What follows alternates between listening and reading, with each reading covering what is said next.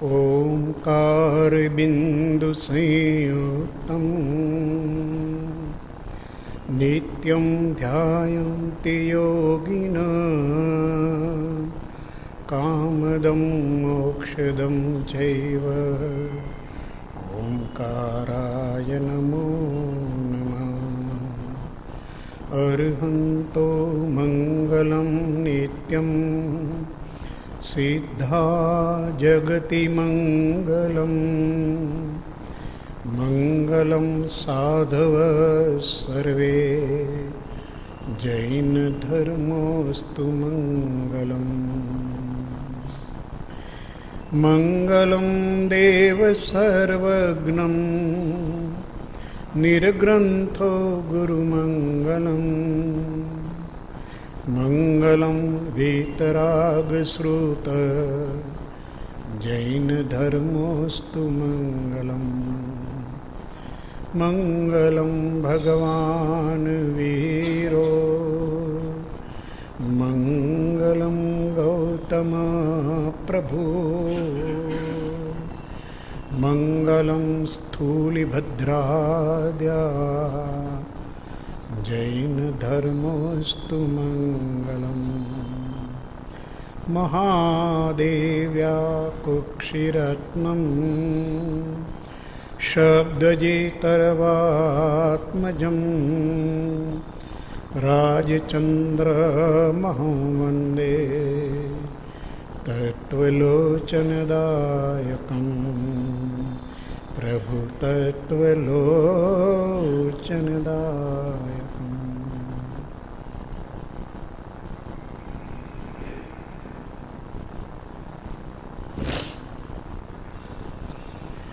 परम कृपाळु देवनी अमर रचना वितराग दर्शननी સુધારસ સમાન અવની પરનું અમૃત એવી આત્મસિદ્ધિની અંદર પ્રભુએ કેટલાક રહસ્ય સૂત્રોની ગૂંથણી કરી છે. સનાતન અને શાશ્વત મોક્ષ માર્ગ સાધકને મુમુક્ષુને પ્રાપ્ત થાય એ દ્રષ્ટિએ વિચારવાના કેટલાક રહસ્ય સૂત્રો છે. એમાંનું એક રહસ્ય સૂત્ર છે અવસ્થા. આત્માર્થ એટલે મુમુક્ષુતા ત્યાં છે કે જ્યાં કશાય ઉપશમ છે, માત્ર મોક્ષની અભિલાષા છે, એને ભવ ભ્રમણનો ખેદ વર્તે છે અને જગતના જીવોને એ આત્મવત જુએ છે એટલે એના ઉપર એને અનુકંપા થાય છે. આવી દશા એ મુમુક્ષુ દશા જ્યાં છે ત્યાં આત્માર્થ એટલે પરમાર્થ એને સ્વરૂપની પ્રાપ્તિની સંભાવના ત્યાં છે. જ્યાં સુધી એવી દશા એને પ્રાપ્ત થતી નથી ત્યાં સુધી આવો પરમાર્થ પ્રાપ્ત કરાવી શકે એવા નિમિત્ત કારણનો એટલે કે ગુરુનો જ્ઞાનીનો એને જોગ થતો નથી. જીવ લહે નહીં જોગ. જોગ દશા ન આવે ત્યાં સુધી જોગ ન થાય અને એ જોગ ન થાય, જ્ઞાનીનો યોગ ન થાય ત્યાં સુધી એ મોક્ષ માર્ગ પામે નહીં. એ મોક્ષ વિશેની વાતો પામે, માર્ગ ન પામે. મટે ને અંતરરોગ. અને એને જે ભ્રાંતિ છે પરમાર્થ સંબંધી, પરમાત્મા સંબંધી, આત્મા સંબંધી, સ્વરૂપ સંબંધી અનેકવિધ પ્રકારની ભ્રાંતિઓ છે એ ટળે નહીં. 4 લક્ષણ પ્રાપ્ત ન થાય ત્યાં સુધી 3 જે દોષ છે તે જાય નહીં. 3 કારણ ઉપલબ્ધ ન થાય. આ એટલું રહસ્ય, અવસ્થાનું રહસ્ય કીધું છે. જોગાનું જોગમાં આ જોગ દશા જીવને પ્રાપ્ત થવી જોઈએ. અને એને માટે જ્યારે એ જીવ આવી દશાને પ્રાપ્ત થાય છે, એવી અવસ્થામાં આવે છે, ત્યારે એ આગળ હવે ગાથા આપણે 40 અને 41નો વિચાર અત્યારે કરીશું. 40 આવે જ્યાં એવી દશા સદગુરુ બોધ સુહાય તે બોધે સુવિચારણા ત્યાં પ્રગટે સુખદાય. ખૂબ ગંભીરતાપૂર્વક સમજીએ, ઉપયોગપૂર્વક સમજીએ, આત્મસિદ્ધિના રહસ્યને આત્મસાત કરવાનો પ્રયત્ન કરીએ. ગાથાઓ તો ગાશું, આપણે ઘણીવાર ગાશું, પરંતુ ગાથાઓની અંદર રહેલો મર્મ, એનું રહસ્ય, જ્ઞાની પુરુષ કહે છે કે આવે જ્યાં એવી દશા, આ શરત છે કે જ્યારે આવી દશા આવે, જોગ દશા આવે, એટલે કશાયો ઉપશમ થાય, માત્ર મોક્ષની અભિલાષા જાગે, ભવભ્રમણનો ખેદ અંદર ઉપસ્થિત થાય, વેદના જાગે, એવી બ્રાહ્મી વેદના જેને કહે છે, અને જગતના જીવો પ્રત્યે એને અભેદ દશા આવે, સ્વાત્મ તુલ્ય બુદ્ધિ, જીવ ગમે તે રાશિમાં હોય, ગમે તે યોનિમાં હોય, ગમે તે ગતિમાં હોય, પરંતુ એને જીવ દ્રવ્ય પ્રત્યે આત્મબુદ્ધિ આવે, સ્વાત્મ તુલ્ય બુદ્ધિ. આ એને અનુકંપા માટેનું કારણ છે. નહીં તો મોહ દયા હોય અને મોહ હોય, જીવ પોતાના સંબંધી પ્રત્યે ભાવ રાખીને એને દયા બતાવે, એને અનુકંપા બતાવે, અને જગતના જીવો પ્રત્યે એને કોઈ પણ પ્રકારની લાગણી ન હોય. જ્ઞાનીઓએ એને અનુકંપા કીધી નથી. દ્રવ્ય દ્રષ્ટિ આવ્યા વિના અનુકંપા આવે નહીં, જીવ મૈત્રી આવ્યા વિના અહિંસા જાગે નહીં. આજની આપણી બધી અહિંસા અને મૈત્રી મતલબના આધાર ઉપર છે, સ્વાર્થના સંબંધ ઉપર છે. માત્ર આપણી પરિમિત દ્રષ્ટિ છે જીવો પ્રત્યે, એટલે જે મારા છે, મમત્વ જ્યાં છે એટલામાં જ આપણી મૈત્રી છે, મમત્વની બહાર નથી. પણ જ્ઞાની કહે છે કે મુમુક્ષુને તો આવી મમત્વથી પર એવી મૈત્રી, એવી આત્મબુદ્ધિ આવે જ્યાં એવી દશા, એવી દશા જ્યાં આવે ત્યાં સદગુરુનો બોધ શોભે, અર્થાત પરિણામ પામે, અને તે બોધના પરિણામથી સુખદાયક એવી સુવિચાર દશા પ્રગટે. જ્યારે જીવમાં યોગ્યતા આવે, એટલે કે તેને સંસાર એકાંત દુઃખરૂપ લાગે, તેથી છૂટવા, મોક્ષ સુખ મેળવવા સાચી કામના જાગે, અને પોતાના કશાયો જે સંસાર વધારનારા છે તેને દોષરૂપ દુઃખના કારણો જાણી ઉપશમ આવે, ત્યારે સદગુરુનો બોધ જે તે કાર્યમાં તેને સહાય કરનારો છે, તે તેને અતિશય પ્રિય લાગે છે. સદગુરુના બોધથી જ તેને આત્માનો મોક્ષ કેવી રીતે થાય તેના ખરા વિચારો થાય. મન સંસારના વિચારોમાં ફરતું હતું, ત્યાંથી પાછું વળીને પોતાના આત્મહિતના વિચારમાં આવે, શાંત સ્થિર થઈ સૂક્ષ્મપણે વિચારે. સદગુરુએ જે બોધ કર્યો હોય તે શાંતપણે સ્થિર થઈ પોતાના આત્માર્થે સૂક્ષ્મપણે વિચારે. એમ સુવિચારણામાં સ્થિર થતાં તેને આત્મસુખની ઝાંખી થાય છે. આ રહસ્ય સૂત્ર છે. પહેલામાં અવસ્થા, જોગ, આ બીજું છે અનુજોગ.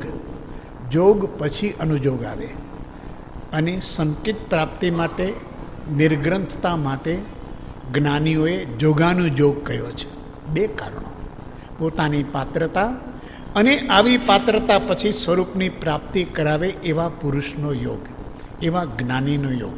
જોગાનુજોગ થયે જ ગ્રંથિ ભેદ થાય, જોગાનુજોગ થયે જ સંકિત પ્રગટે. આ જોગાનુજોગની આ ગાથાની અંદર એ રહસ્ય સૂત્ર છે. જોગાનુજોગ એટલે મેળ વિશેષ. મેળ વિશેષ થવો જોઈએ. માત્ર જોગ છે અને જ્ઞાની પુરુષ નથી મળ્યા ત્યાં સુધી પણ જીવ પરમાર્થને પામી શકતો નથી. જ્ઞાની પુરુષ છે અને પોતાનો કોઈ જોગ દશા નથી તો પણ જીવ પરમાર્થની પ્રાપ્તિ કરી શકતો નથી. એવી દશા, આ જોગ દશા, મુમુક્ષુ દશા, સાધક દશા, જેને બીજા શબ્દોમાં કહીએ એ શોધક હોવો જોઈએ. જીવ જ્યાં સુધી શોધક બનતો નથી ત્યાં સુધી એને બોધક મળે તો પણ એનો કોઈ ઉપકાર નથી. જ્ઞાની પુરુષ બોધક છે. સનાતન શાશ્વત એનું સ્વરૂપ છે. જગતમાં ક્યારેય જ્ઞાની પુરુષનો અભાવ નથી. એ બોધક છે જ. આ ધરતી ઉપર એવી સનાતન વ્યવસ્થા છે કે પ્રત્યેક જીવને એના આત્મકલ્યાણ કરાવવા માટેના આવા આત્માઓ વિદ્યમાન છે. કોઈને કંઈ રૂપની અંદર એ જીવને મળે છે, પણ જીવની એના પ્રત્યે દ્રષ્ટિ નથી. આ એનો મતાર્થ છે, એનામાં શોધક દ્રષ્ટિ નથી. એટલે કૃપાળુ દેવે આત્મસિદ્ધિમાં લખ્યું છે કે પ્રત્યક્ષ સદગુરુ યોગમાં વર્તે દ્રષ્ટિ વિમુખ. સદગુરુનો અભાવ નથી, જ્ઞાનીનો અભાવ નથી, સત્પુરુષનો અભાવ નથી, પણ આની દ્રષ્ટિની વિમુખતા છે. દ્રષ્ટિની વિમુખતા છે એ શોધક બન્યો નથી, એ શોધતો નથી, એ જ્ઞાનીની શોધમાં નથી, એ મતલબીની શોધમાં છે. વેપારી ગ્રાહકની શોધમાં છે, શિકારી શિકારની શોધમાં છે, પ્રેમી પ્રેમિકાની શોધમાં છે. જગતના જીવો પોતાના મતલબ પ્રમાણે જેવું એનું લક્ષ્ય છે એની શોધમાં છે, એ સતની શોધમાં નથી. જીવ જ્યારે સતનો શોધક બને છે, અને સતનો શોધક એ શબ્દ પ્રયોગ નથી, એના 4 લક્ષણો છે, એના કશાય ઉપશાંત છે, એને માત્ર મોક્ષની અભિલાષા છે, એને ભવભ્રમણનો હવે થાક લાગ્યો છે, અને જગતના જીવો પ્રત્યે એને અનુકંપા વર્તે છે. આવો જીવ એના શોધકના લક્ષણો કહ્યા છે. આવો જીવ જ્યારે શોધક બને છે, શોધક દશા એની જ્યારે આવે છે, ત્યારે કહે છે સદગુરુ બોધ સુહાય. સદગુરુનો બોધ તો હતો જ, સદગુરુ પણ હતા, જ્ઞાની પણ હતા, જ્ઞાનીના શાસ્ત્રો પણ હતા, એનો બોધ પણ હતો. પ્રત્યેક કાળે બોધ તો કોઈને કોઈ સ્વરૂપમાં છે જ, પરંતુ એની સાથે શોધકની સાથે આ બોધકની સંગતિ થઈ નહોતી. સંગતિ બહુ મોટી ચીજ છે. સંગતિ એટલે મેળ વિશેષ. જે વસ્તુ પ્રાપ્ત કરવી છે એને યોગ્ય હોવું જોઈએ. જો યોગ્યતા ન હોય તો એ સંયોગ થતાં પણ પરિણામકારી થાય નહીં. પારસમણી લોઢાને સુવર્ણ બનાવે, પણ લાકડાને અડાડીએ તો સંગતિ નથી. પારસ છે પણ અહીંયા લોઢું નથી, એનામાં સુવર્ણ થવાની યોગ્યતા નથી. લાકડું છે, પથ્થર છે, તો પથ્થરને પારસમણીનો યોગ તો હોય જ, પણ એ પથ્થર સુવર્ણરૂપ થતો નથી. બીજી ભાષામાં આપણે કહીએ તો ભેંસ આગળ ભાગવત. ભાગવત ઉત્કૃષ્ટ છે, બોધ ઉત્કૃષ્ટ છે, પણ સામે ભેંસ એક મૂઢ પાત્ર છે.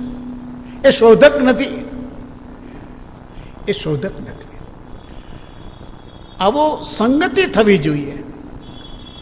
આ બહુ મહત્વનું જોગાનું જોગ, મેળ વિશેષ, એક સંગતિ, વિશેષ પ્રકારની સંગતિ જ્યારે સંભવે છે, ત્યારે જ્ઞાનીનો બોધ તો આત્મબોધ હોય છે, સ્વરૂપનો બોધ હોય છે.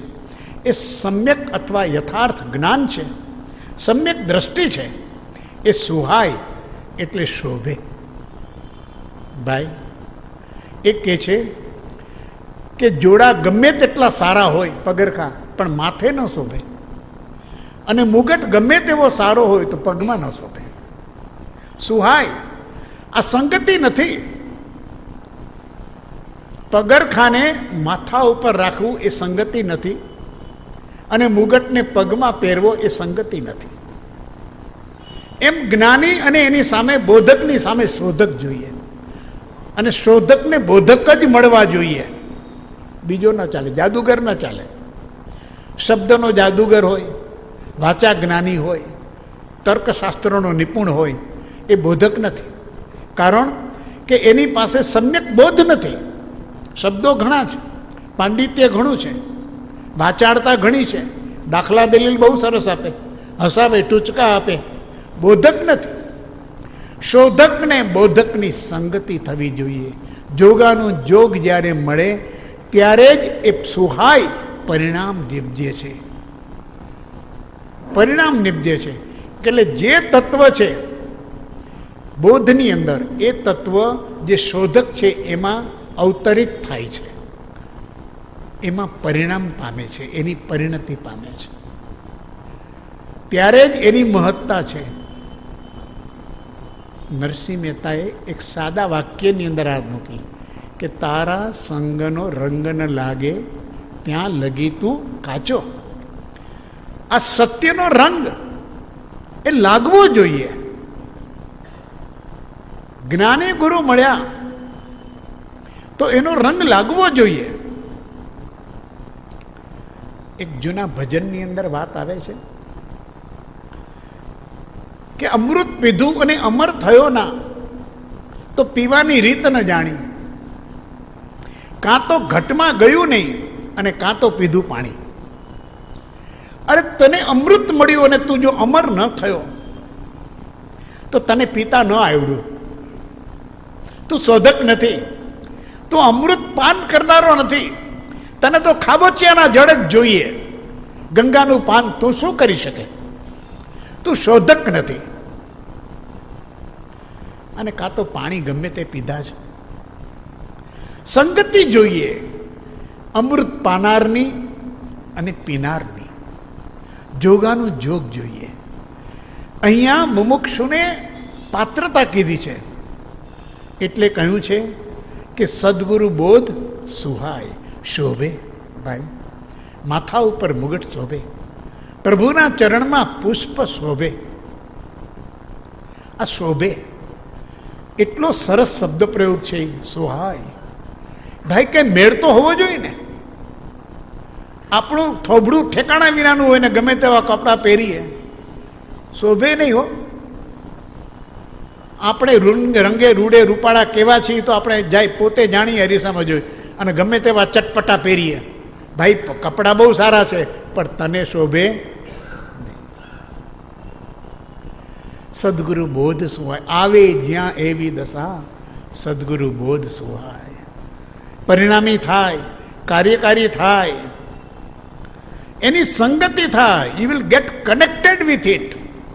નહીં તો બોધ સાથે કનેક્શન ન થાય.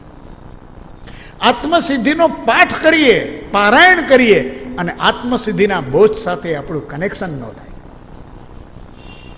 અને હું તો રોજ કરું કે મારો તો નિયમ છે, અને 30 મિનિટમાં તો આત્મસિદ્ધિ ફેંકી દઉં. ફેંકી જ દીધી.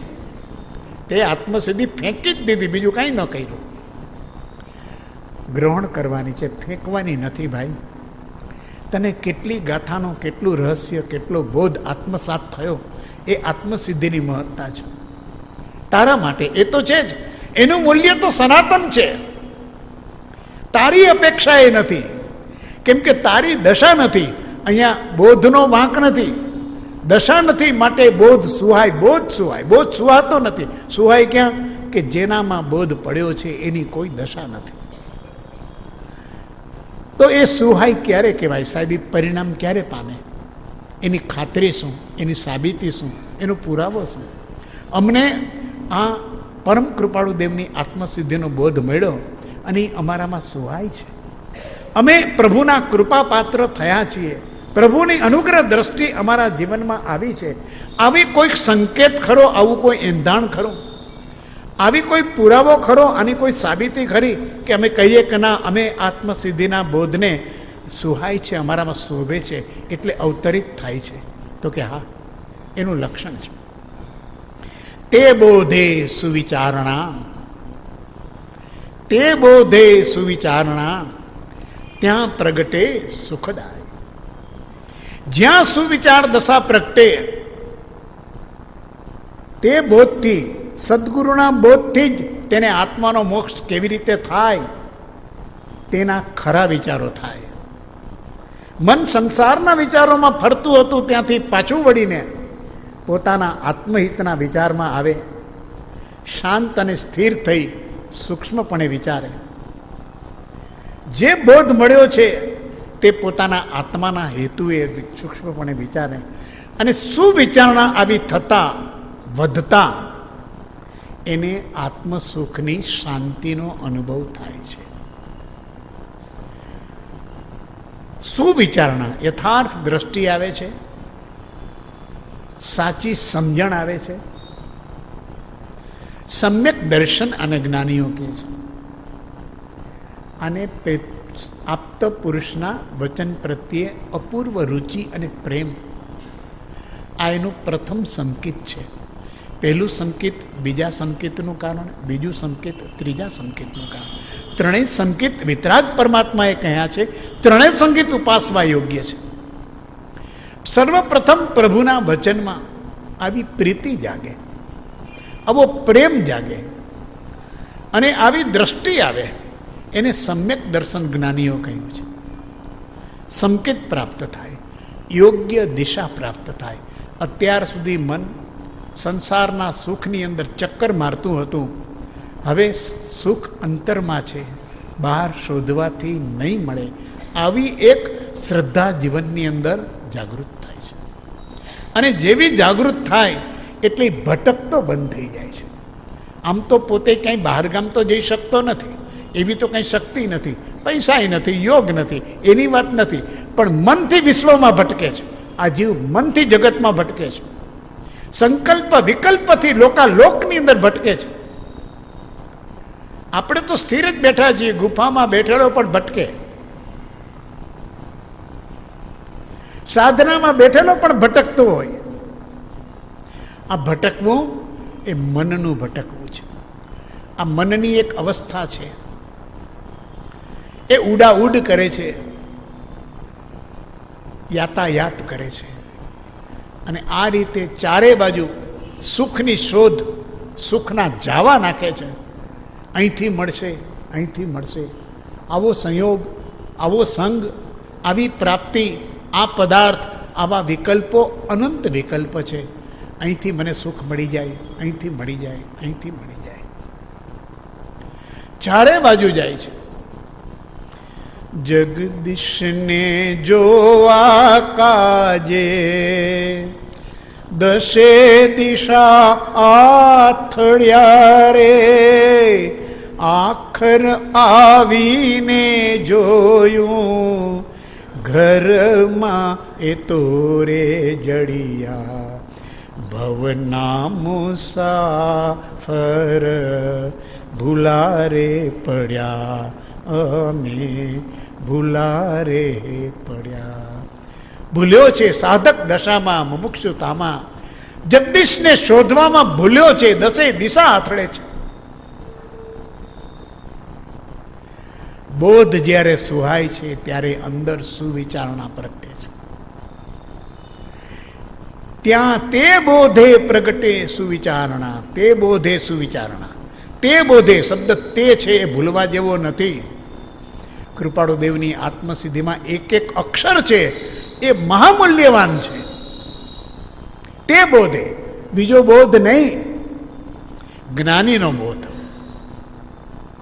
જ્ઞાની સિવાય બીજો કોઈ બોધ ઉપકારી થાય જ નહીં, જ્ઞાન પ્રગટાવી શકે જ નહીં. કેમ કે જે જેનામાં નથી એ તે આપી શકે નહીં કોઈને. અસતમાં સત હોતું નથી.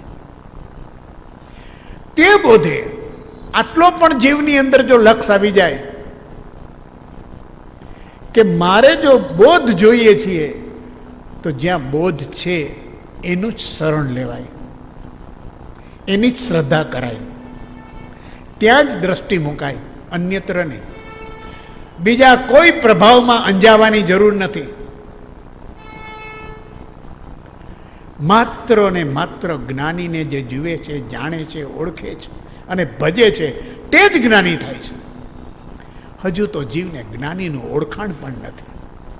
લબ્ધિમાં રોકાઈ ગયો, ચમત્કારમાં રોકાઈ ગયો, વૈભવમાં રોકાઈ ગયો, પદમાં રોકાઈ ગયો, પદવીમાં રોકાઈ ગયો, અહો અહોમાંથી જ રોકાઈ ગયો. દ્રષ્ટિ બહાર જ છે. દશા ઉપર દ્રષ્ટિ ગઈ નથી, કારણ કે સ્વયંને દશા ઉપર લક્ષ આવ્યું નથી. તે બોધે સુવિચારણા, આ સુવિચારણા પ્રગટે એ સાબિતી છે કે આ બોધ સુહાયો, પ્રભુનો બોધ. વાહ, કૃપાળુદેવ મળ્યા, એમના વચનો વાંચ્યા, મારા જીવનની દ્રષ્ટિ બદલાઈ ગઈ.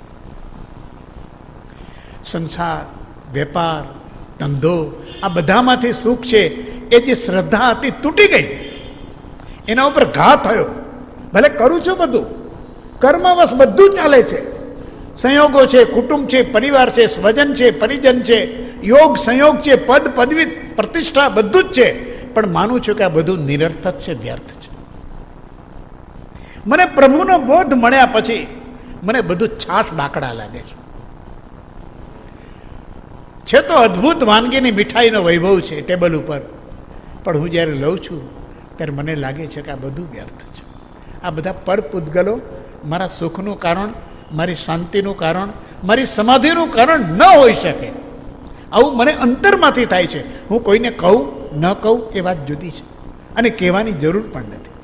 સાચો સાધક પોતાની સાધનાને ગુપ્ત રાખે છે, અને સાધનાનું એક આ બીજું રહસ્ય છે કે પોતાની સાધનાને પ્રગટ ન કરવી, નહીં તો સાધનાનું તપ હણાઈ જાય છે. જ્યાં ત્યાં બોલ ન કરવું, મેં આમ કર્યું, મેં તેમ કર્યું ને મેં આટલું કરી નાખ્યું ને આટલું વાંચી નાખ્યું. સાધનાનું તપ હણાઈ જાય છે. એની શક્તિ છે, એને અંદર પ્રસ્ફુટિત કરવા દો. આત્મા પ્રસ્ફુટિત થશે, સ્ફોટક થશે, અને બહાર બોલીને વિખેરી નાખીએ છીએ. આ પણ ન થવું જોઈએ. આપણે તો બકવાસની અંદર નવરા થતા નથી, કારણ કે અહમ જાગૃત છે. અહમભાવ વેદાય છે, એની મીઠાશ વેદાય છે, અને સામો એમ કે ઓહો તમે આટલું બધું કર્યું, કેવી મજા આવી જાય. જરાક 2 ફૂલડા નાખે, એકાદો હિંચકો નાખી દે, ખલાસ. પાછો વળતા વાર લાગ્યો એને. તે બોધે સુવિચારણા પ્રગટે છે. અને આ સુવિચારણા કેવી? જે તે નહીં, સુખદાય, સુખના હેતુરૂપ, સત સુખના કારણરૂપ. કારણ મળ્યું છે, કારણ હવે નિષ્પન્ન થવાનું છે. આવો અહેસાસ મુમુક્ષુને થાય છે કે મને મારી યોગ્યતા, મારી જોગ દશા થઈ, અને મને સામે જોગ અનુયોગ મળ્યો છે. જીન દર્શન અનુયોગ, સદગુરુ થકી જીન દર્શનનો અનુયોગ બોધ મને મળ્યો છે. હવે જોગાનો જોગ થયો છે, અને જોગાનું જોગ થયા પછી જે શક્તિ પ્રગટે છે, સામર્થ્ય પ્રગટે છે, એ તો નિજનું છે, પોતાનું છે. શું વિચારણા કર, વિચાર તો પામ. આ વિચાર આપણો પોતાનો છે. કોઈમાં વિચારણા પ્રગટે એનાથી આપણું કલ્યાણ નથી. કોઈની વિચારણા બહુ ઉત્કૃષ્ટ છે, એનાથી આપણું કલ્યાણ નથી. બહુ સરસ એ વિચારે છે, એ જે વિચારતો હોય લાભ એને થવાનો છે, આપણને કંઈ નથી. આપણી વિચારણા સુવિચારણા, અને એ સુવિચારણા એવી કે મને લાભદાયી છે, હિતકારી છે, કલ્યાણકારી છે. એ ક્યારે? એ સુખદાયક હોય. શાંતિ. મને આ વિચારણાથી હવે શાંતિ. જે અજંપો હતો, તાપ હતો, ઉતાપ હતો, સંતાપ હતો, સંસારની પ્રવૃત્તિની અંદર સતત ખેદ રહેતો હતો, અજંપો હતો. અરે આ તો બધું ગાયબ થઈ ગયું. પ્રવૃત્તિ તો એમને રહીએ છે, બધું એમને કરું છું, પણ એનો ઉકળાટ વયો ગયો, એની આકુળતા ચાલી ગઈ. હવે બહુ સ્વસ્થ ભાવે, શાંત ભાવે બધું થયા કરે છે. કેમ કે જે વિચારણાનું બળ છે એ સુખદાયક છે, શાંતિને આપનારું છે. હું ધર્મ મને પ્રાપ્ત થયો છે, આની કોઈ કસોટી ખરી? તો કે હા. Peace is the beginning of religion, and absolute peace is the end of the religion. જે કરવાથી જીવનની અંદર શાંતિનો અહેસાસ થાય, પ્રતીતિ થાય, આ ધર્મ કર્યો છે. જે કરવાથી શાંતિ નહીં પણ આકુળતા થાય, તો ભલે જે કર્યું હોય એ ધર્મ નથી થયો. ધર્મનો પરિચય શાંતિ છે, ધર્મનું પરિણામ શાંતિ છે. આ સુવિચારણા, એ સદગુરુનો બોધ મળ્યો છે, એ મારા જીવનમાં આવ્યું છે, એ ધર્મ છે. જ્ઞાની પુરુષનો બોધ એ ધર્મ છે, અને એનું લક્ષણ શાંતિની પ્રાપ્તિ છે. મારા પરિણામ શાંત થયા, સ્વસ્થ થયા. સંસારમાં તાપ, ઉતાપ અને સંતાપ, એ ત્રિવિધ તાપથી ભરપૂર સંસારમાં પણ હું સુખનું વેદન કરું છું. આ જે છે સુખદાય, આવું સુખના હવે મને લાગે છે કે આને આ વસ્તુમાં મને શાંતિ પ્રાપ્ત થશે, આવી પ્રતીતિ થાય, આવો અહેસાસ થાય. તો આ જ્યારે થાય ત્યારે જોગાનું જોગથી આ દશા આવે, ત્યારે સદગુરુના બોધની સંગતિ થાય, જોગાનું જોગ થાય, મેળ વિશેષ થાય, અને જીવનની અંદર પામવા માટે કર, વિચાર તો પામ. તું પામીશ આ આત્મતત્વ. અમે બીજું શું કહીએ તને? અમે કહેતા તો પાર આવે એમ નથી, પણ તું પામી જઈશ. નથી કહેવાયું એ પણ પામી જઈશ. એ પામવાનું ક્યારે બને? તો કે કર, વિચાર તો. અને વિચાર ક્યારે થાય? આવે જ્યાં એવી દશા. સદગુરુ બોધ સુહાય. બસ આ બેનો મેળ વિશેષ જ્યારે થાય જીવનના, આવી સંગતિ થાય જ્યારે જીવની, પોતાની આત્માર્થ એટલે મોક્ષને યોગ્ય એવી દશા અને સદજ્ઞાની પુરુષોનો બોધ, આ બે મળે, સુવિચારણા પ્રગટ થશે, જે ખરેખરું સાધન છે. સદગુરુ પણ નિમિત્ત કારણમાં છે, સદગુરુ દેવ પણ નિમિત્ત કારણમાં છે. સદગુરુ આજ્ઞા જીન દશા. સાચો આધાર પોતાની સમજણ છે, પોતાની વિચારણા છે. સર્વ જીવ છે સિદ્ધસમ, જે સમજે તે થાય. પણ સાહેબ સમજે ક્યાંથી? તો કે સદગુરુ આજ્ઞા જીન દશા, નિમિત્ત એ નિમિત્ત કારણ છે. વિચારણા પોતાની છે, જ્ઞાન પોતાનું છે, સ્વયં જ્ઞાન સ્વરૂપ છે. જીવ જ વિચારી શકે છે, અન્યના વિચાર જીવને કલ્યાણકારી નથી. અને જીવ અન્યનું વિચારે તો પણ અન્યને કોઈ ઉપકારી નથી. વિચારણા પ્રગટે છે, સુખદાયી થાય છે. આવી અવસ્થામાં જીવ જ્યારે પહોંચે છે ત્યારે કેવી દશા થાય છે, આ એની પાત્રતા થઈ, જોગાનું જોગ થયો. અને 42મી ગાથાની અંદર, 41મી ગાથાની અંદર આ આખા માર્ગની સિદ્ધિ કેવી રીતે થાય છે વિચારણા થતા એ કૃપાળદેવ કહે છે, જ્યાં પ્રગટે સુવિચારણા ત્યાં પ્રગટે નિજ જ્ઞાન. જે જ્ઞાને ક્ષય મોહ થઈ પામે પદ નિર્વાણ. જ્યાં સુવિચારણા પ્રગટે ત્યાં આત્મજ્ઞાન ઉત્પન્ન થાય અને તે જ્ઞાનથી મોહનો ક્ષય કરી નિર્વાણ પદને પામે. સદગુરુના બોધે આત્મ સ્વરૂપની વિચારણા કરવાથી જ્ઞાનરૂપી દીવો પ્રગટે. તેનાથી અજ્ઞાન અને મોહરૂપી અંધકાર વિલય થાય ને પરિણામે સંસારથી મુક્ત થઈ આત્મા અનંત સ્વાધીન સુખરૂપ મોક્ષ પદમાં સ્થિત થાય. એક જ ગાથામાં માર્ગ, વિચારણા, સુવિચારણા. સુવિચારણાથી તાકાત શું એની? નિજ જ્ઞાનને પ્રગટાવ્યા. નિજ જ્ઞાન આત્મજ્ઞાન. આત્મજ્ઞાન શેનાથી થાય? સુવિચારણાથી થાય. કર વિચાર તો પામો, પણ સુવિચારણા કરવી. સુવિચારણાનો અર્થ શું? તો સદગુરુના બોધથી થયેલી વિચારણા, સ્વચ્છંદથી નહીં, મતિ કલ્પનાથી નહીં, પોતાની માન્યતાથી નહીં, બુદ્ધિના યોગે નહીં, શ્રદ્ધાના બળથી. જ્ઞાની પુરુષને પેલા ઓળખવા, ઓળખા વિના ગમે તેને પકડી લેવા નહીં.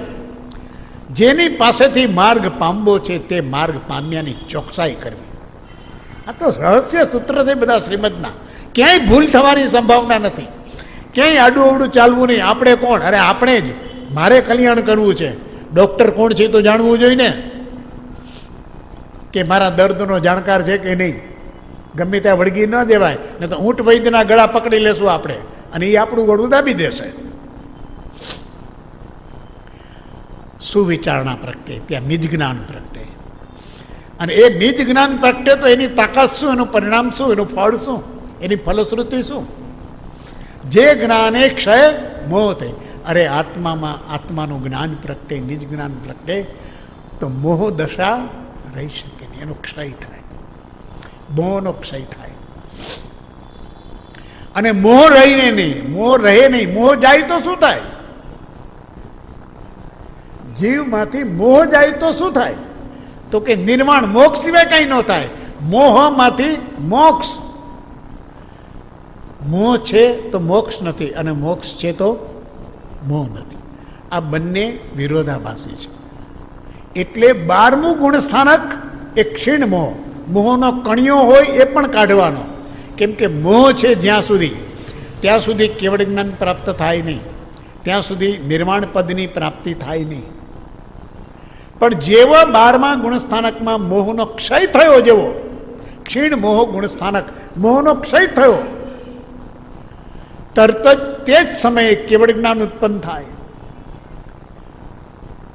કેવળ નિજ સ્વભાવનું અખંડ વર્તે જ્ઞાન, કહીએ કેવળે જ્ઞાન તે દેહ છતાં નિર્વાણ. દેહ ભલે રહ્યો પણ તારો મોક્ષ થઈ ગયો, આને નિર્વાણ કહેવાય. દેહ છતાં દેહાતીત અવસ્થા આ નિર્વાણ. તો જ્ઞાની કે છે શું વિચારણા? જે વિચારણાથી આત્મજ્ઞાન પ્રગટે એને શું વિચારણા કહીએ? સત્યની અનુભૂતિ થાય, સત્યનો સાક્ષાત્કાર થાય, પ્રગટે. પ્રગટે લાવવાનું નથી, મૂકવાનું નથી, એ સ્વયં છે જ છે. એ પ્રગટે, એનો અંધકાર દૂર થાય, અજ્ઞાનરૂપ અંધકાર ટળે અને જ્ઞાન જ્યોતિ સ્વરૂપ અંધકાર એ પથરાય, આવિર્ભાવ થાય. આત્મા આવિર્ભાવ થાય છે, આત્મજ્ઞાન આવિર્ભાવ થાય છે. કોઈ ગુરુ કે કોઈ દેવ આત્મજ્ઞાન આપી શકતો નથી. આત્મજ્ઞાન તો એની જ્ઞાન શક્તિના વપરાશ વિચારણાથી થાય છે.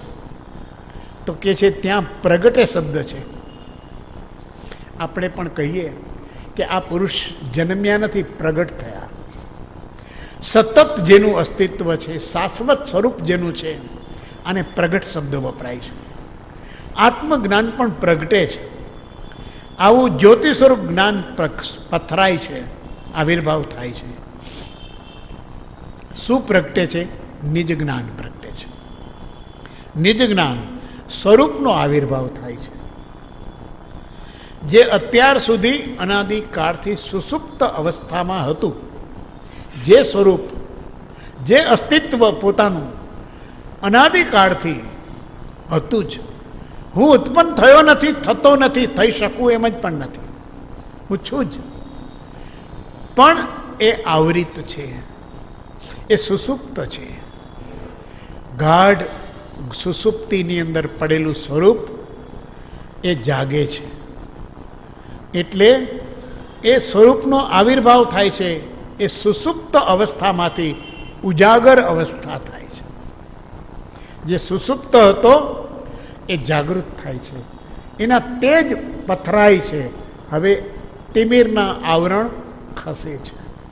તિમિરના આવરણ ખસવાથી એનો પ્રકાશ પૂર્ણપણે પ્રકાશે છે. એટલે કહે છે કે ત્યાં પ્રગટે નિજ જ્ઞાન.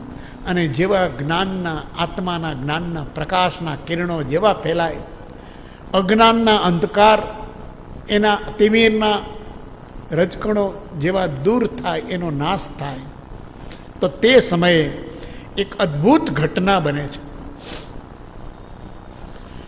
એ મોહ નામનો જે જીવની અંદર એક કર્મ છે, બધા જ કર્મોનું મુખ્ય કેન્દ્ર. આ જીવ મોહના કારણે સંસારથી આબદ્ધ છે. બીજા તો ઘણાય કર્મો છે, અનંત છે, પણ મોહ નામના કર્મથી, મોહ એટલે પર સાથે જોડાણ, પર સાથે સ્વવૃત્તિ, પરમાં હિતબુદ્ધિ, પરમાં સુખબુદ્ધિ, આ પ્રકારનો પર પ્રત્યેનો મમત્વનો ભાવ, આ બધું મોહને કારણે છે. આ જીવની અંદર એક મોહ છે. એને જડ અને ચેતનનો વિવેક ચૂકાઈ જાય, સ્વ અને પરનો વિવેક ચૂકાઈ જાય, એ અવસ્થા જ્ઞાનીઓએ મોહની કીધી છે. આ મોહનો ક્ષય થવા માંડે, મોહનો ક્ષય થવા માંડે. મોહ એ કર્મ છે. મોહનીય કર્મ એ બધા કર્મોની અંદર રાજા સમાન છે. કર્મ ભાવ અજ્ઞાન છે, મોક્ષ ભાવ નિજવાસ, અંધકાર અજ્ઞાન સમ નાશે જ્ઞાન પ્રકાશ. આ અંધકાર જેવું છે મોહનીય કર્મ. જ્ઞાનનો પ્રકાશ થતાં એ અંધકાર રહી શકતો નથી. અંધકારના અસ્તિત્વનું કારણ જ્ઞાનનો અભાવ છે. જ્ઞાન હાજર થાય તો અંધકાર ટકી શકે નહીં. અંધકારને પોતાની કોઈ તાકાત નથી, પોતાનું કોઈ સામર્થ્ય નથી, કેમ કે અસત છે. અંધકાર પોતાના બળથી ટકી શકે એમ જ નથી. આ તો જ્ઞાન નથી ત્યાં સુધી અંધકારનું સામ્રાજ્ય છે. સૂર્ય નથી ત્યાં સુધી અંધકાર છે. ઘેરાયું જે વિશ્વ આખું તિમિરનું, એ સૂર્યોદય થતાં આખા વિશ્વને ઘેરી લેનારું ગાઢ અંધકાર એક ક્ષણ પણ અરુણોદય થતાં ટકી શકતો નથી. વિશ્વના એકેય ખૂણામાં સૂર્યોદય થયા પછી અંધકાર રહી શકતો નથી. એમ આત્માની અંદર, જીવની અંદર, પ્રદેશે પ્રદેશની અંદર જ્યારે સદગુરુનો બોધ સુહાઈને સુવિચારણા પ્રગટી અને એને કારણે જે નિજ જ્ઞાન પ્રગટ્યું, એ જ્ઞાનના સૂર્યના કિરણો જેવા પ્રકાશિત થવા લાગ્યા, પથરાવા લાગ્યા, આ કહે છે કે મોહ ક્ષય થવા માંડ્યો. એવું પ્રબળ મોહનીય કર્મ પણ ક્ષીણતાને પામે, ક્ષય થઈ. જે જ્ઞાને ક્ષય મોહ થઈ, મોહનો ક્ષય થાય. જુઓ પ્રક્રિયા, નાશ જ થાય એનો. પ્રકાશ થાય તો અંધકાર મંદ થાય, હળવો થાય, થોડો ઘણો રીએ, નાશ થાય. પ્રકાશથી અંધકારનો નાશ થાય. પછી અંધકારની અંદર કંઈ થોડો રહ્યો ને વધારે રહ્યો ને આટલી ડિગ્રી છે ને આટલી ડિગ્રી કંઈ રહેતું જ નથી. એક જ્યોત જગાવો અને અંધકારનો નાશ. એમ મોહ ઓછા મોહનીય થાય, મોહ ઓછો થાય, આ બધા છે. એ બધું આત્મજ્ઞાન થયું એટલે મોહ તો નાશ થાય. કેવી જબરજસ્ત વાત મૂકી છે કે જે જ્ઞાને મોહ ક્ષય થઈ, ક્ષય જ થવાનો. હવે એ ટુકડા થાય, ખંડિત રહીએ, થોડો વધતો રહીએ, ઓછો વધતો રહીએ, ઓછો વધતો થાય. ના, આત્મજ્ઞાન થયું, મોહનો નાશ. અને પદ પ્રાપ્ત કરી લીધું જીવે પોતાનું. મોહને કારણે જે અનાદિથી એનું ભવનું પદ હતું, જન્મ મરણનું, એની બદલે નિર્વાણ પદ આવ્યું. પામે પદ નિર્વાણ. ભાઈ મોહનો ક્ષય થાય તો થાય શું? તો કે મોહને કારણે જ આ ભવ દશા છે. ભવ એટલે જન્મ મરણ, જન્મ મરણ, જન્મ મરણ, એને ભવ અવસ્થા કહેવાય. જીવની આ ભવ અવસ્થા છે. આપણે અત્યારે ભવની પર્યાયમાં છીએ, મોક્ષની પર્યાયમાં નથી. ભવ એટલે આવાગમન છે, જન્મ મરણની પ્રક્રિયા છે, એનું ચક્ર છે જન્મ મરણનું. આ અનંત છે. એ કહે છે અહીંયા મોહનો ક્ષય થાય, મોહનો નાશ થાય. એક સૂત્ર સરસ આપ્યું છે આચારાંગની અંદર કે સાધક ગલિત વિભાવ થાય છે. સરસ શબ્દ છે, ગલિત વિભાવ. દેવચંદ્રજીએ એના સ્તવનની અંદર આ એક સાધકનું વિશેષણ વાપર્યું છે, ગલિત વિભાવ. ખીનું ગલિત વિભાવ, જેનો વિભાવ ગલિત થયો છે, ક્ષીણ થઈ ગયો છે, વિભાવ ગયો જીવમાંથી. તો કે છે વિભાવનો અભાવ થતા કેવો થાય છે એની એક અવસ્થા કૃપાળુદેવે એક નોંધની અંદર, ઉપદેશ નોંધની અંદર મૂકી છે, ઉપદેશ વ્યાખ્યાન સારમાં મૂકી છે. એવી સરસ મૂકી છે કે એકવાર મોહ ક્ષીણ થાય, શાસ્ત્રો કહે છે, એવા શાસ્ત્રોનો અધિકાર આપ્યો છે. એને પહેલું, બીજું, ત્રીજું ને 11માં ગુણસ્થાનકની સ્પર્શના હોતી નથી એ જીવને. પહેલું, બીજું, ત્રીજું એ તો સમજાણું.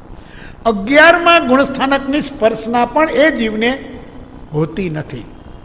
આ મોહનો ક્ષય થાય તો 11મેથી પડે છે, એનું સ્પર્શ થાય છે. ઓલો 10માંથી 12માં જાય, એને 11મું આવે જ નહીં.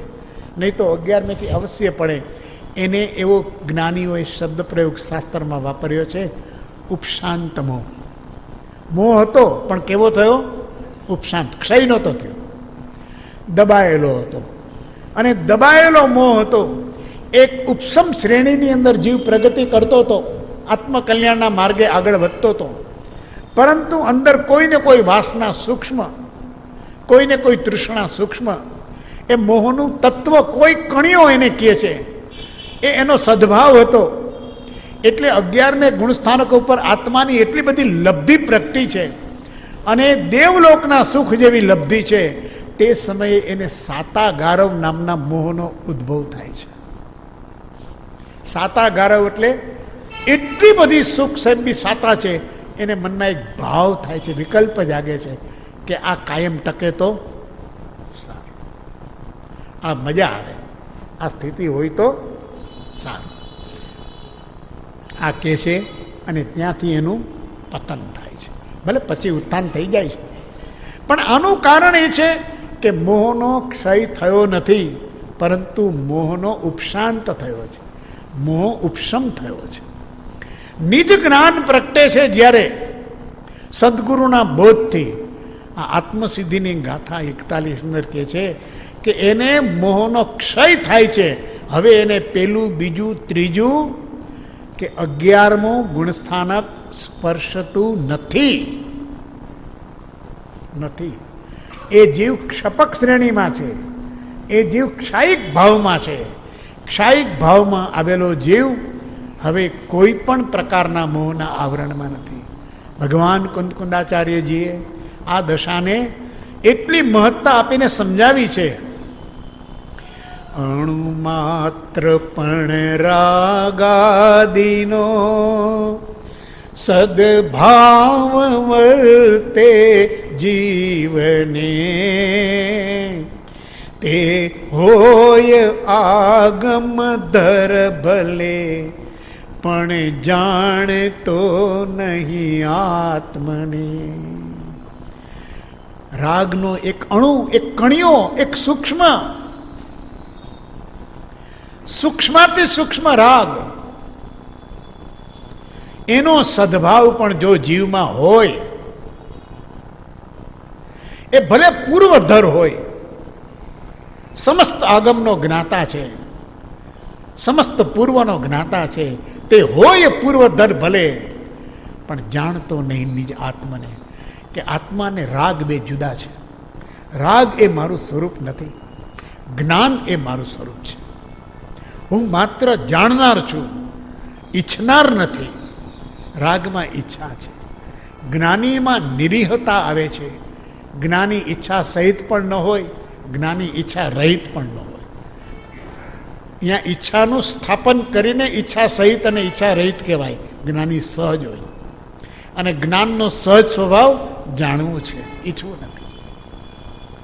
હે જીવ ક્યાં ઈચ્છત હવે, હે ઈચ્છા દુઃખ મૂલ, જબ ઈચ્છા કા નાશ તબ મિટે અનાદિ ભૂલ. આ અનાદિની ભૂલ એ છે કે જીવે પર પદાર્થમાં કંઈ ને કંઈ ઈચ્છા કરી છે. આ મોહનું સૂક્ષ્મમાં સૂક્ષ્મ સ્વરૂપ છે, સૂક્ષ્મમાં સ્વરૂપ. એટલે આનંદગંજીએ અજીતનાથ સ્વામીના સ્તવનમાં કીધું છે, આપણને ગમે કે ન ગમે, પણ તરતમ જોગે રે તરતમ વાસના રે વાસિત બોધ આધાર. પ્રભુ આજે પણ તારા માર્ગની અંદર ઘણા જ્ઞાનીઓ, સત્પુરુષો કહેવાતા સદગુરુઓ દેખાય છે, પણ તરતમ જોગે રે તરતમ વાસના રે. બધાને કંઈ ને કંઈ જેવો જોગ પ્રાપ્ત થયો છે એવી કંઈ ને કંઈ સૂક્ષ્મ વાસનાઓ પણ છે, રાગના કણિયા છે. અને અમને જે બોધ મળે છે એ વાસિત છે. પ્રભુ વાસિત બોધ અમારું કલ્યાણ ક્યાંથી કરે? બહુ સ્પષ્ટ છે. આનંદઘન છે, અવધૂત છે, એ પૂર્ણ જ્ઞાનનો ઉપાસક છે, આરાધક છે. આ કાળની અંદર પણ આવા આનંદઘન અવધૂત જેવા શ્રીમદ, એ પણ આનંદઘનની પરંપરા, એ શ્રેણીના અવતારી પુરુષ છે કે જેણે ક્યાંય કોમ્પ્રોમાઇઝ નથી કર્યું. આરંભ સમારંભ જ્ઞાનીને ન હોય તો ન જ હોય, પછી એમાં કઈ કોમ્પ્રોમાઇઝ નહીં. ચમત્કાર બતાવીને યોગને સિદ્ધ કરવો એ યોગીનું લક્ષણ નથી. એ ચમત્કારથી પોતાનો પ્રભાવ ફેલવે એ અજ્ઞાની છે, જ્ઞાની નથી. એ ગમે તે સંસારની અંદર કોઈની સુખ સ્થિતિ પરિસ્થિતિ બદલાવી શકે, એ મોક્ષનું કારણ કદાપી બની શકે નહીં. આ સમ્યક શ્રદ્ધા, આને કહેવાય સંકેત, આને કહેવાય સમ્યક દર્શન. જ્ઞાની વિના, વિતરાગતા વિના આ જીવને નિર્વાણનું બીજું કોઈ કારણ બની શકે નહીં. આવી એની સ્પષ્ટ શ્રદ્ધા. એટલે ભગવાને પણ કહ્યું કે એ હજુ જીવને જાણતો નથી. એને જીવની અંદર હજી કોઈના પ્રત્યે રાગ છે, કોઈના પ્રત્યે દ્વેષ છે, કોઈના પ્રત્યે ગમો છે, અણગમો છે, એને હજી સિદ્ધિ પ્રસિદ્ધિની વાસના છે, અરે મનાવા પૂજાવાની કામના છે, સત્કારની કામના છે, હજુ વાજા વગડાવવા છે, હજુ ધજાઓ ચડાવવી છે, હજુ ચારે બાજુ પ્રસિદ્ધિઓ ચાપામાં, બીજામાં, ત્રીજામાં, બધામાં આવે એની પૂરતી કાળજી લેવાય છે, આયોજન પણ થાય છે. આ લક્ષણ નથી, આ વિરક્તિનું લક્ષણ નથી. આ વિરક્તિનું સ્વરૂપ પૂર્ણ વિતરાગતા છે, અને પૂર્ણ વિતરાગતા ન થાય, કૃપાળુદેવે લખ્યું છે, પૂર્ણ વિતરાગતા ન થાય ત્યાં સુધી કેવળ જ્ઞાન પ્રગટવું અસંભવ છે. કેવળ જ્ઞાન એટલે આત્માનું નિરાવરણ જ્ઞાન, આ અસંભવ છે. તો અહીંયા તો સાધકને કયું જ્ઞાન પ્રગટે છે? જે જ્ઞાને ક્ષય મોહ થઈ પામે પદ નિર્વાણ. આ તો સીધો નિર્વાણ પદનો પ્રાપ્તિનો અધિકારી બને છે. 41મી ગાથાની અંદર નિર્વાણનો માર્ગ આપી દીધો, અને 142 સુધી જે હાલવું છે, 100 ગાથા કહેવાની છે.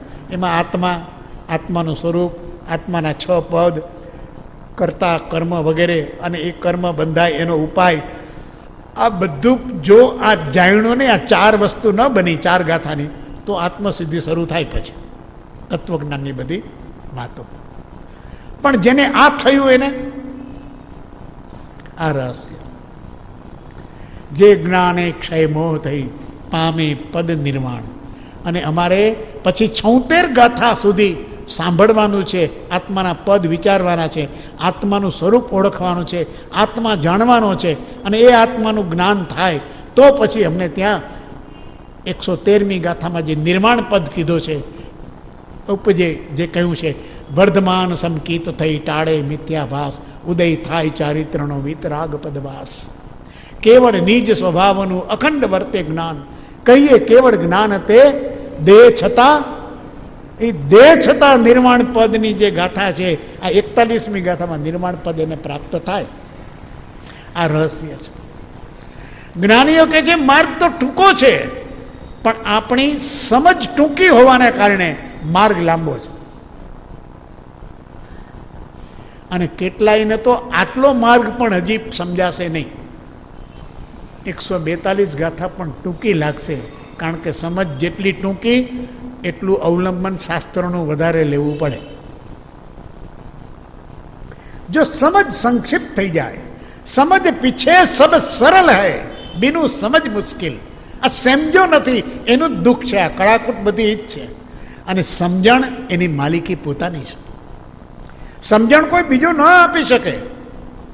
શબ્દો આપી શકે, પંડિત શબ્દ આપે, ઉપદેશક શબ્દ આપે, પ્રોફેસર શબ્દ આપે, સમજ કોણ આપે? સમજ પોતાની છે. એટલે અહીંયા કહે છે કે મોહનો ક્ષય થાય, એક શપક શ્રેણીમાં ચડે છે. પામે પદ નિર્વાણ, ભવનો અભાવ. નિર્વાણ એટલે હવે આત્માની એવી અવસ્થા, એવું પદ આત્માનું છે કે એને ફરી દેહ ધારણ કરવા પણ રહેતું નથી. અજન્મા પદ એને નિર્વાણ કહેવાય છે. મોક્ષ તો સર્વ કર્મનો સર્વથા ક્ષય થવો. હજી શરીર તો છે, તો અઘાતી કર્મ છે, ભલે રહ્યા બળેલી સિંદ્રી જેવા કર્મ, એની મેળે આયુ પૂર્ણ થશે, બધાય ચાલ્યા જશે. હવે જ્ઞાનીની એની ચિંતા નથી, નિર્વાણની ચિંતા છે કે આ આત્માને ફરી ભવ ધારણ કરવો પડે નહીં. અજન્મા સ્થિતિ એ ચરમ શરીરી બને છે. આ એનું શરીર, એનો યોગ, એનો છેલ્લો છે. અનંતના પરિભ્રમણની હવે સમાપ્તિ થાય છે. જે પ્રશ્નથી એને શરૂઆત કરી હતી કે અનંતનું પરિભ્રમણ હવે સમાપ્તતાને ક્યારે પામે, આ એનો જવાબ છે કે જ્યારે જીવમાં જોગ દશા આવે અને અનુજોગ રૂપે જ્ઞાની પુરુષોનો જોગ થાય, એનો બોધ તને મળે, યથાર્થ બોધ. એ યથાર્થ બોધ સુહાય, આત્મામાં પરિણામ પામે. સુવિચારણા જો પ્રગટે, પરિણામ પામે ક્યારે કહેવાય? કેટલી વાર સાંભળું તો પરિણામ પામે? અરે ગમે એટલી વાર સાંભળ, એક જ વાર સાંભળ તો પણ બસ છે. જો સુવિચારણા જાગે તો, 1000 વાર સાંભળે ને વિચારણા જ ન જાગે તો તો આત્મસિદ્ધિ હું કેટલી વાર કરું તો મારો મોક્ષ થાય? સુવિચારણા જાગી નથી ત્યાં સુધી નિજ જ્ઞાન પ્રગટ થાય નહીં, અને નિજ જ્ઞાન પ્રગટ ન થાય ત્યાં સુધી મોહનો ક્ષય ન થાય, અને મોહનો ક્ષય ન થાય, કણિયો પણ ઊભો હોય ત્યાં સુધી અજન્મા સ્થિતિ નિર્વાણ પદની પ્રાપ્તિ જીવને સંભવિત નથી. આ 4 ગાથાની અંદર આજે સંગતિ મેળ વિશેષ કરીને 41મી ગાથામાં જે કહ્યું સુવિચારણા ત્યાં પ્રગટે નિજ જ્ઞાન, એમાં કહે છે કે જેવા ભાવ જેવી ભાવના એવી સિદ્ધિ. યાદૃશી ભાવના યસ્ય તાદશી સિદ્ધિ ભવતી. 12 ભાવનાનું જે જ્ઞાન છે, 12 ભાવના ભાવો, આ બોધ છે સત્પુરુષોનો, અનંતા જ્ઞાનીઓનો, અનંતા તીર્થંકરોનો, અનંતા કેવડીનો બોધ. આ 12 ભાવના છે, ભાવો. આ ભાવો એટલે શું વિચારણા કરો? ભાવવી એટલે વિચારણા કરવી, એને કહેવાય છે ચિંતા જ્ઞાન. ચિંતા એટલે બહારની ચિંતા કરી છે તે નહીં. શાસ્ત્ર જ્ઞાન એ શ્રુત જ્ઞાન છે. જ્ઞાનીઓએ કહ્યું કે શ્રુત જ્ઞાનથી પદાર્થનું ઓળખાણ થાય, અને ત્યાર પછી ચિંતા જ્ઞાનથી પદાર્થની અંદર વિવેક જાગે, અને પછી ભાવના જ્ઞાન ત્રીજું કે જે સિદ્ધિ અપાવે. ભાવના જ્ઞાન એ સતત એની અંદર અખંડ રમણતા થાય. અખંડ રમણતા, નિધિધ્યાસન, અખંડ ચિંતન, આ છે ભાવના જ્ઞાન. જ્ઞાનના 3 પ્રકાર: શ્રુત જ્ઞાન એટલે બોધ જ્ઞાન, ઉપદેશ જ્ઞાન, યથાર્થ. બીજું ચિંતા જ્ઞાન, એનું મનન અને ચિંતન અને અનુપ્રેક્ષા કરી અને એનું તત્વ શું છે એની સાથે જોડાય, શબ્દ ભૂલીને આશય સાથે ચાલીએ, આ ચિંતા જ્ઞાન છે. અને ત્રીજું ભાવના જ્ઞાન, એ આશય પકડાઈ જાય, એનું મર્મ પકડાઈ જાય, એનું રહસ્ય આવી જાય, પછી સતત આપણો ઉપયોગ એમાં જ ઘોડાયા કરે, એમાં જ રમ્યા કરે. બસ આને કહે છે ભાવના જ્ઞાન. જેની જેવી ભાવના તેની તેવી સિદ્ધિ. કૃપાળુદેવ કહે છે એની સિદ્ધિ નિર્માણ. આ 4 ગાથાની અંદર પરમ કૃપાળુદેવે આપણને આ જોગ, જોગાનું જોગ, સંગતિ અને સિદ્ધિ, આ 4 વસ્તુ આપણને કીધી છે. બહુ જ રહસ્યમય ગાથાઓ છે. એ રહસ્યને વિચારમાં આવી, અને ટૂંકામાં ટૂંકો માર્ગ છે. પોતાની કસાઈની ઉપશાંતતાથી શરૂ થયો એ ગાથા 38માં, અને 41મીની અંદર તો નિર્વાણ પદ સુધી પહોંચી ગયો. મોક્ષનો આટલો ટૂંકો માર્ગ 4 જ કડીમાં, તમામ આગમોનો સાર, તમામ પ્રકારની મોક્ષશાસ્ત્ર જેટલા કીધા હોય એ બધાની અહીંયા અદ્ભુત છે. ક્યાંય મળો જોટો નથી. આત્મસિદ્ધિની ક્યાંય જોડ નથી. આત્મસિદ્ધિની વાતો કરવી એ જુદી વાત છે. આત્મસિદ્ધિના રહસ્ય અને એના મહિમાને ઓળખવો અને ગાવો એ પણ જુદી વાત છે. આત્મસિદ્ધિ દિવસ આવતીકાલે છે. એનું બહુમાન જેટલું થાય, આપણા મનમાં જેટલા ભાવ આવે, એટલે પ્રભુશ્રીએ ઉપક્રમ આપ્યો. ઊભા શું છો કે શું ગાવ છો? અરે આની ગાથાએ વંદના કરો. અનંતા જ્ઞાની પુરુષોના બોધનો આ સાર સંચય છે. એની વંદના કરીને એ ભાવ ભાવીએ કે આત્મસિદ્ધિનો ભાવ અમારા જીવનમાં અવતરણ થાય. એ નિર્વાણ પદને આપનારું મોક્ષ શાસ્ત્ર છે. મોક્ષ શાસ્ત્ર છે. એની થોડી વાત બાકી છે, એ આવતીકાલના સ્વાધ્યાયની અંદર આપણે લઈશું. પણ આ આત્મસિદ્ધિ એ આપણને પરમ કૃપાળુદેવ મળ્યા, એના વચનામૃત પણ મળ્યા. પણ ભાનુજીજી મહારાજે જેમ એમના પુસ્તકની અંદર સરસ લખ્યું છે કે કદાચ તમામ વચનામૃત ખોવાઈ ગયા હોત, શ્રીમદના અનેક પત્રો લુપ્ત થઈ ગયા, એ બધા લુપ્ત થઈ ગયા હોત, પણ એક આત્મસિદ્ધિ બચી છે. એ શ્રીમદ સનાતન શાશ્વત અનંતા તીર્થંકરો જ્ઞાની પુરુષનો પ્રતિનિધિ છે, એ બતાવવા માટે પૂરતું છે. આવો એક મહાપુરુષનો યોગ આપણને થયો છે, એનો બોધ આપણને મળ્યો છે. એ બોધ આપણા જીવનની અંદર સંસ્કાર રૂપે જાગે એવી ભાવના સાથે સત્પુરુષોનો યોગ બળ જગતનું કલ્યાણ કરો. ઓમ શાંતિ.